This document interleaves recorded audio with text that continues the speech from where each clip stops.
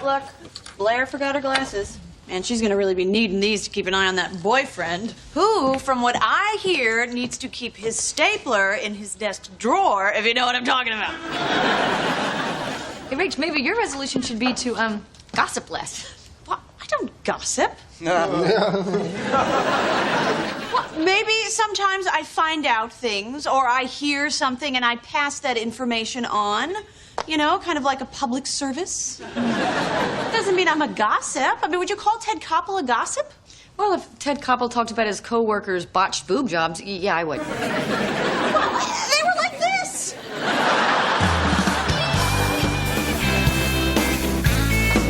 Hey, everybody. Rachel was so good today, she didn't gossip at all. I didn't. Even when I found out, all right, well, let's just say I found out something about someone, and let's just say she's gonna keep it. Hey, Phoebes. I can't wait to be with you. I'll sneak over as soon as Ross picks up Ben. I'll just tell Rachel I'm going to be doing laundry for a couple of hours. Laundry, huh? Is that my new nickname? Joe, do you have a minute? Well, Rachel's here, so good luck, man. Let me know how it works out. Joey, I have such a problem. Well, your timing couldn't be better. I am putting out fires all over the place today.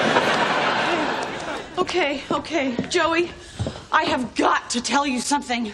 Oh, what is it? What is it? So huge, but you just have to promise me you cannot tell anyone. Oh, no. I don't want to know. What? Oh, no, yes, you do want to know. This is unbelievable. No, I don't care, Rach. Look, I am tired of being the guy who knows all the secrets and can't tell anyone. What secrets? You know secrets? What are they? And you're not supposed to be gossiping. No, I just can't keep this one in. So I pick up the phone.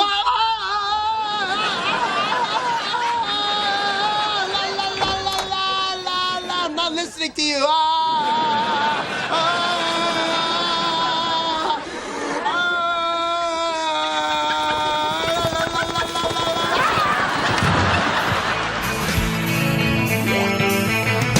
It's like you're always stuck in second gear when it hasn't been your day, week, your month, or even your year. But I'll be there for you.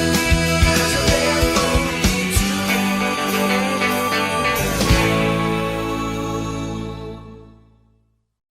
I know I said I wasn't going to keep using Friends clips, but I couldn't resist that one with the topic at hand, since this one's going to be about gossip. We, in a series looking at, it's kind of launched out of the last series about return on investment, about what a great and amazing return on investments that good friends are.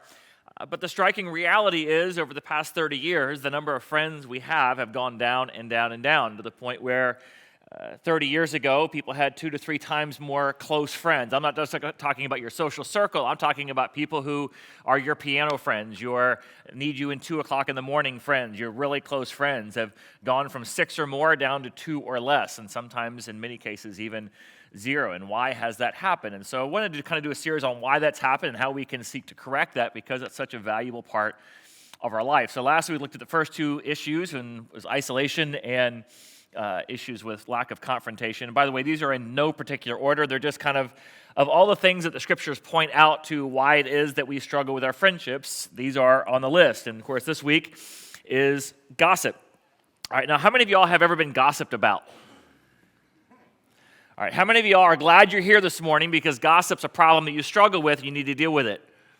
Okay, handful. So basically, the handful of you that raised your hand are the problem who've been gossiping about the rest of us in the room.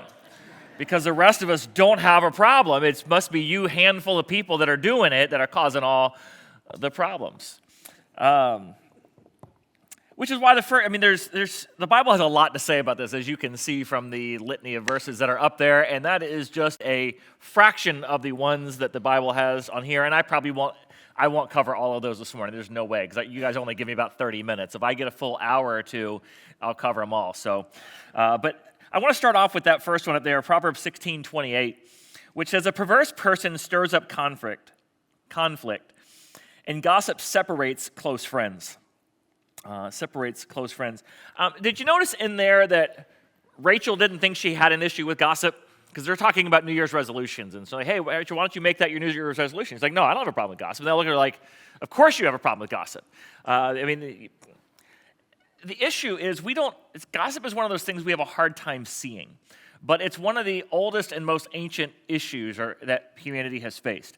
If you look at, just think about the Proverbs a minute. Proverbs were written 3,000 years ago. Look at how many Proverbs there are that talk about gossip. And there's more than just those. Those are just the ones I put up there for this morning. It's covered so extensively in the gospel probably because of that next one up there, Proverbs chapter 6. God's opinion on gossip. There are 6 things God hates. 7 that are detestable to him. So there are 6 things I really don't like. But if you want to know what I really, really, really don't like, we'll talk about number 7. So he says, here's the 6 things. Haughty eyes, a lying tongue, hands that shed innocent blood, a heart that devises wicked schemes, feet that are quick to rush to evil, a false witness who pours out lies, and, what's that 7th one? What's the thing I hate above all others? A person who stirs up conflict in the community. Interesting. How does this top God's list of things that he absolutely hates? Well, just begin, how do we get on the topic of friendship? We talked about when Jesus was asked what's the most important thing. Number 1, love God. And the second thing, I can't separate it from the first one, and that is to love your neighbor as yourself. In other words, the way that you express your love to God is by the way that you love one another. It's in the context of friendships that you grow and experience and develop in your love and your relationship with God. So is it any wonder why God says, gossip is the number 1 thing that will destroy a friendship? Is that a fair statement? From your own experience, even if you don't know the Bible, would you say that's the number 1 thing? It's the number 1 thing that can destroy any organization or team. Fair statement? More so than a team or an organization, a company, can weather just about any kind of adversity that comes at it. But once you start having the gossip and the division within, it's over and it's over quick. And God says, I can't stand it. I hate it. God is out looking to establish and build his church, a community and a group of believers who are coming together. And when they come together, there's a unique synergy. And when they come together, God says, when you come together, that's the opportunity that the rest of the world has to experience what it's like to be in the presence of Jesus Christ. And this one thing has the power to completely destroy that. Is it any wonder why God says, I hate that above all? Because when you do that, think of the number of churches that have been destroyed from gossip and rumors and lies as they go through. So much so that Jesus' own words are this in Matthew chapter 12. But I tell you that everyone will have to give an account on the day of judgment for every empty word they have spoken. For by your words you will be acquitted, and by your words you will be condemned. I don't know if that exactly has to do with gossip, but I'm going to guess it probably is a part of the equation. The empty words there. So how old is this problem? If you go to secular sources outside of the Bible, from ancient Egyptian hieroglyphics, some of the Egyptian hieroglyphics actually had tales of gossip. Amongst the writings of the servants of the kings of Egypt, there is one about a Egyptian king who would go to visit one of his army generals late at night, and it makes note the fact that there was not a wife in the general's house, in the king's house. And so it's like, I wonder what's going on there when the 2 men are together in the dark of night. There's another description about one of the queens or princesses in Egypt, and it depicts her having a physical relationship with one of the non-royalty. So it uses a figure for non-royalty and whatever the symbol is for physical. I don't know hieroglyphics. I don't want to know. Some of y'all can speak emoji, so you probably can figure out what hieroglyphics look like. So whatever it is, they probably had the same kind of vegetables or whatever else is used to depict these kind of things. I probably shouldn't go there, but moving on. It's one of humanity's favorite pastimes, which is why the gossip magazines are always in the top 2 or 3 categories, right up there with health and sports and style magazines or home decorating magazines. Gossip's always right up there on the list. Of course, we've got TV shows that are about nothing but gossip, all of the Entertainment Tonight and that whole genre, as well as the afternoon trash TV of just looking into anything from the sanitized trash TV of Dr. Phil to the absolute trash TV of Maury and Springer. I mean, after all, isn't that what all that is? You're just finding out all the dirt you can on somebody. And then if that wasn't enough, there's social media. And if it's not publicly put out there, we go digging for the gossip, do we not? How many of y'all are really good at analyzing people's photos? Come on. You notice who's in the photo, who's not in the photo, who's in the background of the photo, where the photo was taken at. And then you go and comment to your friends, hey, did you see what Allison posted last week? I noticed Marshall wasn't in the past 6 photos. I wonder if there's something going on. I noticed over on Marshall's page, he doesn't have any pictures of Allison. As a matter of fact, he just has a picture of his car. I'm making this up completely. I think secretly I always wanted to be a comedian, which is why I heckle those who sit on the front row. So just know that's going to happen if you sit on the front row. Anyways, all that to say is it's become one of our pastimes which we go to. And why is it that we go to gossip? If it's something that God hates so much, why do we seem to love it so much? Isn't that a good question? How can we love something that God hates so much? And I'm just going to assume you all love it because you won't say that you love it. And the reason why I know you love it, even though you won't say you love it, is because of Hebrew parallelism. What was Hebrew parallelism? Okay, let me give you a little education on the Old Testament. In Old Testament literature, in that genre, the Hebrew genre, they were big on parallelism, which is where they would make a statement and then they would sort of restate it or reword it, okay? And so the key with Hebrew parallelism is to figure out, when you have these two statements put together, Proverbs is full of this. And you see it throughout the Old Testament, but Proverbs is sort of the pinnacle of this or the easiest example of this. There'll be two statements. And you need to figure out, sometimes the author he's mentioning something and then he's building it to the extreme. That's what we saw there. Hebrew parallelism, there's 6 things I hate, 7 that are detestable. So it's like all these things are bad, but this one by comparison is really bad. So that's a form of Hebrew parallelism. So we're showing you things that are parallel, and then this one is far worse than all of the others. Another form of Hebrew parallelism is where they'll state something positively, and then they will state something negatively. So it says, hasty speculation leads to poverty, but steady plotting leads to prosperity. That's one of the Proverbs. That if you quickly run out and try to make money quick, leads to ruin. But if you just, each year, invest slowly, that leads to prosperity. So you have opposite parallelism. In Proverbs 16:28, you have parallelism where they're both the same, where it's sort of restating. And sometimes what this does is it helps you define a term. That's how they would define a word. So if you notice in there, you have this, let's go back and look at verse 16. A perverse person stirs up conflict. Gossip separates close friends. See how those two things are parallel? So, separating close friends and stirs up conflict. Same. What's the conflict? Conflict. But notice the parallel is for what the gossip is. The gossip is a perverse person. Now, I know when you think of the word perverse, you're thinking of something probably sexual. But I want to break down the Hebrew word for what it is. The root of it means to turn upside down or to turn around or to be turned the wrong way. Okay? And in this terms, in this sense, we're talking about where you're willfully turning in a wrong direction or willfully going a wrong way. But I thought the most interesting sort of, if you're tracing through the root of the word and how it goes out, it comes out to this: a willful confusing of right and wrong. You ever seen like in the cartoons where there's a fork in the road? Remember with the, it's Charlie Brown and the Great River Raft Race? Where there's the bad team that's always up to no good, and there's bad rapids to the left, and there's smooth sailing to the right, and they go up there and they confuse the sign. They're willfully confusing the directions. A perverse person willfully will confuse what is right and what is wrong. Is that not a good definition of perverse? It's where you basically, there's something that is good and wholesome in marriage, and there's something that isn't. What does a perverse person do? They flip them all around. A perverse person is somebody who willfully alters or changes or distorts right and wrong. Now, the thing about it is that when you're willfully distorting what is right and wrong, eventually you can't tell what is right and wrong. How does a person get when you talk about somebody who's just so perverse, they're sick, and we even use the word twisted, right? How does somebody get to that place? Well, eventually, if you are purposely confusing right and wrong, eventually, you can't tell right from wrong.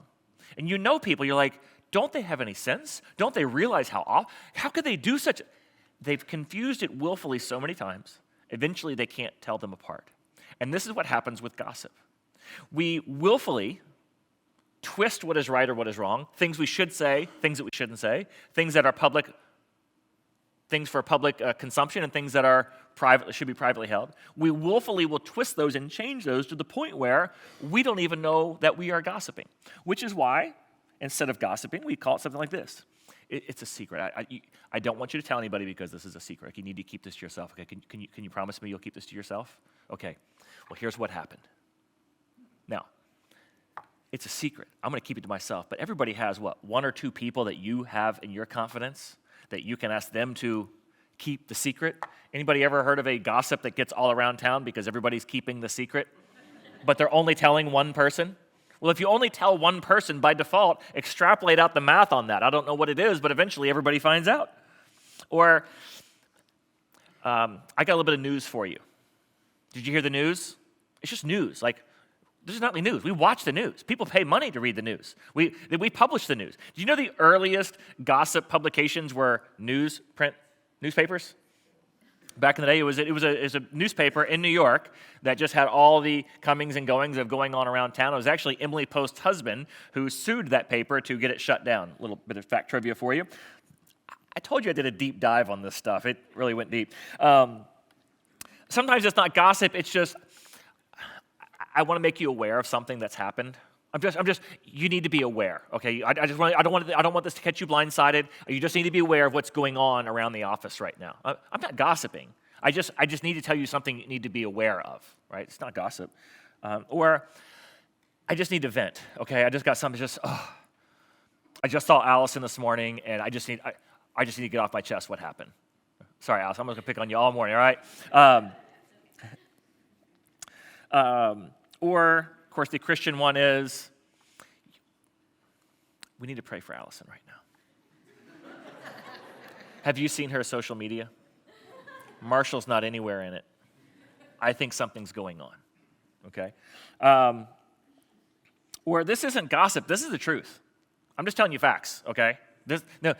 As if gossip was a lie, okay, but this is truth, and so therefore it can't be gossip. Okay, well, maybe it is truth, but not all true things need to be shared. Like, everything you say should be truthful, but not every piece of truth needs to be shared. Is that a fair statement? There's some things called confidence. There's some things that ruin friendship is when you break confidence. Is that a fair statement? Or this isn't gossip, it's just funny. All right, here's what happened. Gather around, right? But you have to ask yourself, is this something you would want being shared? If this was you? Or is this funny at their expense? I mean, to what extent is this out there? Which is why it says, Proverbs 18:8 says, the words of gossip are like choice morsels. They go down to the innermost parts. We have a craving for them. That's why we listen to it. I mean, if it's so wrong, why do we listen to it? Now, is there any more irony of where will you find the gossip magazines at the grocery store? What is also right there at the checkout? Candy. This was written 3,000 years ago, people. Marketing hasn't changed, though. At the checkout, it's impulse. It's base desires. It's the things that you will buy when you didn't want to buy it, but you'll buy them anyway because deep down it's what you know you want. Whether you crave something for the physical gratification or for the mental gratification, it's gossip and it's candy, and they go hand in hand. And years ago with Hebrew parallelism, you'll see gossip is just like chocolate. It sure is. And nothing better than buying one of each when you go to the checkout, right? So you have some chocolate to eat while you're reading through the gossip magazines. But why is it that we listen? If we know we shouldn't listen, why do we listen? Well, of course, it taps into our natural curiosity. We're curious people. We want to know what's going on. We just find it interesting. We find it fascinating. It's a form of entertainment. It's a distraction, right? When I hear what's going on, it kind of takes me out of my own life and I hear about their life, whether you do that with celebrities or you do it with sports people, what's going on with them, and you're following their court cases like as if it matters to you in some way, shape, or form. It doesn't. It's entertainment. It gets my mind off of things. Along with that, there's the sense of moral superiority via comparative righteousness. I know it's a big chunk, but basically, I know my life's messed up. But when I hear how messed up your life is, it makes me feel a lot better about my life, right? At least I'm not going to get a call from the producers of one of those trash talk shows, but from what I'm hearing going on at your house, you might, right? So therefore, I feel a lot better about myself, my marriage, my life, my job, my morality, my ethics, right? Simply because of all the stuff I'm hearing about you.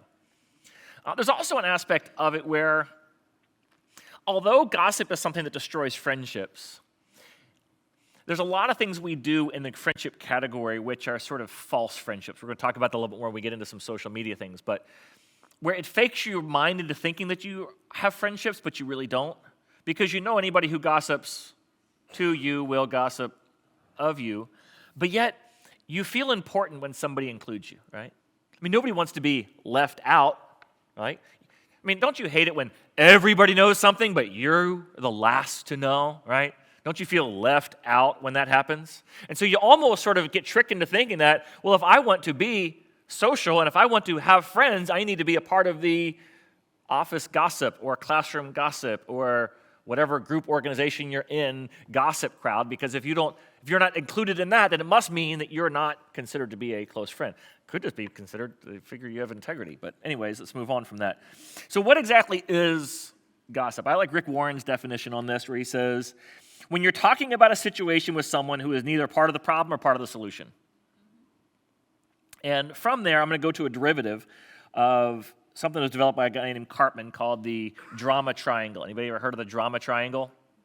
Well, to use some terms from a series from a couple years ago, it involves a victim, a villain, and a hero.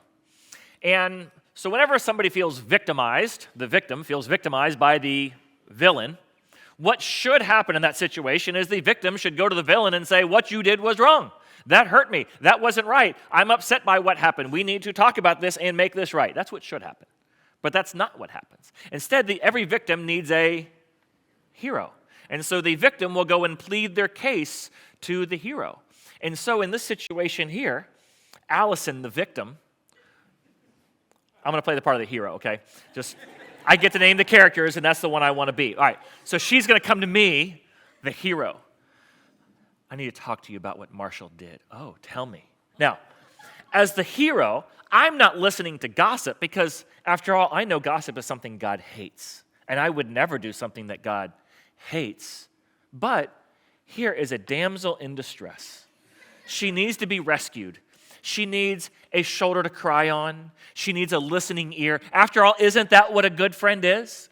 I'm here to let her vent, voice her frustrations, okay? I'm also here to offer advice. That's all I'm doing. I'm the hero in this situation. I'm not part of this problem. I'm the hero. I'm listening and I'm giving her advice. Or, I can't believe you let him treat you like that. Oh, wow. Well, have you thought about finding somebody else? Have you thought about going somewhere else? That's what you ought to do. I'm giving advice. I'm helping because I'm the hero. I'm going to rescue her, right? Now, and in this story, who's bad? Marshall, correct answer, Marshall. Or you could just say the villain. Either one. They're synonymous. So, the villain is bad. Now, is the villain there to defend himself? No. The villain is all bad. In the percentage of who's at blame, how much to blame percentage-wise is the villain, and how much to blame is the victim? How about the villain? How much are they to blame? Better than 90%, if not 100. I mean, after all, the victim will come to me and say, now, I'm not saying that I've been the perfect wife. I'm not even saying I handled it perfectly. But in the circumstances, can't you understand the things that I said? Now, I'm not going to tell you everything I said because that would make me look bad too. But to you and me right now, so now we both agree, okay, who the villain is. Now, are we going to solve the problem? No, not at all. Why do we do this? Because coming to be comforted is a lot easier than going to be confronted, right? Confrontation is always a lot harder than being comforted. Because in the hero-victim relationship, it's just all about comfort. It's all about finding a sensitive ear to these things, somebody who will say whatever you want to be heard. She'll get validated. All of her anger, all of her concerns, all of her frustrations are totally valid. There is no objection or very little objection, right? Versus if you go in to talk to the person, there's going to be conflict there. You may find out that you were just as much to blame as the other person, and who wants to hear that? And so the drama triangle happens. And if you think about your workplace, your team, your school, your friendship circle, there are drama triangles everywhere you go, okay? On and on and on. So why does this happen? Another thing I found in here was part of the perversity is What the Bible calls perversity, psychologists talk about sort of a bias or a thought problem or an attribution error. And so I just found it funny when I was like reading through I always like comparing the biblical narratives to the secular narratives. And the secular people will have a narrative to it, like everything the Bible just calls perverse or wicked or sinful. The psychologists go, well, this is just how your brain thinks. Yes, because our mind is deceitful above all things. We are a wicked and perverse generation. That's who we are. We are wicked and perverse. We don't think like we ought. And the psychologists would say, this is a dysfunction with our thought process. Yes, it is. And there's two things they put together. One is they call it the illusory superiority bias. And this is where we inflate our own abilities, we inflate our own moral character, and this is why the victim, when they come and they talk to the hero about their situation, I was innocent. I didn't do anything wrong. And the sample they show of this is, when asked about your driving and other people's driving, 93% of the people, when asked, are above average in their driving. If you didn't take stats, that's not how that stat ought to read, right? So 93% of the people say they're above average drivers, okay? But they know there's a lot of people out there who are really bad drivers, and they believe the stats of how many bad drivers there are out there. So just ask them how many bad drivers there are, but they're not one of them. That's the illusory superiority bias. I feel as though my character, my morals, my decision-making, my thought processes, my abilities, my relational techniques is better than average. And because of that, most of the problem is going to lie somewhere else. And then you add to that, of course, the fundamental attribution error. And this is where it says, we evaluate other people and assume it's because of a character flaw, not because of a circumstance or situation. In other words, what happened clearly? He did it on purpose, right? You just know their motives. You know their thought process. You know everything that was going through their mind. I'll tell you why she did it. I'll tell you why she said it. I know why she said it, right? Now, it doesn't have anything to do with any other factor whatsoever. It doesn't have to do with your job performance. It doesn't have to do with y'all's track record. It doesn't have to do with your friendship history. It doesn't have to do with the day that it was, or what happened, or else, what else happened that day, or what else was going. No other factor. You know it was all because they're a person of evil character, they're moral depravity, and that's what caused it. So let's go back to the drama triangle. So when somebody who's assuming their superiority and thinking the worst of somebody else, what do you think happens in the drama triangle? We're trying to solve a problem that may not even exist. You can't solve a problem without the other person in the room. I can't tell you how many times I've said that in the counseling room. Listen, while you're sitting here, I hear you, Allison. Marshall's every bit the dog I always thought he was. But that dog ain't here right now. You are. So let's talk about you. I don't want to talk about me. Well, let's talk about you. There's got to be something here. Everybody wants to come to counseling and do the drama triangle thing, but a good counselor will not let the triangle happen. We'll always come back and say, listen, the only person you and I can fix is you. So to what extent of this is you? Now, I'd love to talk with the other party. Let's bring them in so we can have a conversation. Or I want to talk with you about how you can have a conversation with them, which is where I want to kind of get to next. And that is, what do you do if somebody brings to you gossip? And by happen chance, you are able to realize, maybe after this sermon or something else, maybe just by divine providence, you realize this is not news. This is not just an interesting story. This is not just an awareness issue. This is gossip, that thing that God hates, the things that you hate, the thing that you should hate, the thing that can destroy your organization, your company, your church. You recognize that, what do? You don't listen. You refuse to listen. The old thing is it takes two to have a conversation, right? You don't have to listen. Joey's a perfect example of somebody who refused to listen, right? Even if you have to go, la, la, la, la, la, la, la, la, I don't want to hear it. I don't want to hear it. Well, I just need to tell you what happened this morning. I honestly don't want to hear it. And it kind of goes right hand in hand with the next one is, I guess the third one, which is go to the source. Have you talked with him about it? As somebody's trying to tell you, whoa, have you talked with them about it? Why have you not talked with them about it? Why have you not gone and dealt with them? Why are you bringing this to me? I don't understand what my role, well, I just think you need to be, well, no, I don't need to be aware of anything. I need to be aware of the fact that you haven't handled this problem, you haven't mentioned this problem to this person. You want to have a conversation with me about somebody else who's completely unaware of this situation. This isn't how it's supposed to go. If you read through Matthew 18, he gives a whole process for this, which is first, go to the other person. First, you go to the other person. And then if they won't listen, then you go get somebody else to go with you to go to the other person. Nowhere in there, I've heard people, well, Matthew 18, it says I need to go to somebody else. No. You go to somebody else so you can go back to the person. So you refuse to listen. You go to the source. But thirdly is you assume the best. You assume the best of the person. You have to understand there's going to be a bias error. In that conversation, when somebody comes to you and they're saying all these bad things, well, I'll be honest with you. I've known Marshall a long time. This doesn't sound like him. This isn't what I've seen. See, I told you I was going to come back at the end, man. You got to believe me here. Come on. Think the best of me, Marshall, right? Come on, man. This whole time. I've known Marshall a long time. This doesn't sound like him. Is there any other reason? Let's just say we were going to assume the best of him right now. What would be a positive reason that could have led to this? Well, there's not. Oh, I know that it's not. Let's just play make-believe for a minute, since your mind's been so good at the other one. Let's play make-believe for a minute and think the best of somebody rather than thinking the worst of them. But what would be the best possible reason? Like, what would be the most incredible? You'd only see it in a movie, right? Where the whole reason, the whole time this was happening, because they had the best intentions in mind and they just wanted to surprise you on your birthday with it. That's why they've been acting like this whole time, right? You know how those movies end? Let's just assume that's the kind of story Marshall's trying to write. What could possibly be a good reason for this? You talk with somebody about assuming the best, working through other options of what else it could have been, what could have been a rather possibility, right? So that way when they go to them, you're helping change their mindset of the other person, where if the confrontation happens, where I walk into it and I assume the absolute worst of you, right? If I assume the absolute worst of you, how is that confrontation going to go? Not good. But if I go in a situation and say, help me understand what happened this morning. Or, was what happened this morning because you throw out there one where you assume the best. Don't think that would change the dynamic of that conversation a little bit? I know you've been really busy. I know you've had a lot on your plate. This got forgotten again. And I'm just going to ask, are you overwhelmed? Are you stressed? Or did you just forget about it? What was the reason for it?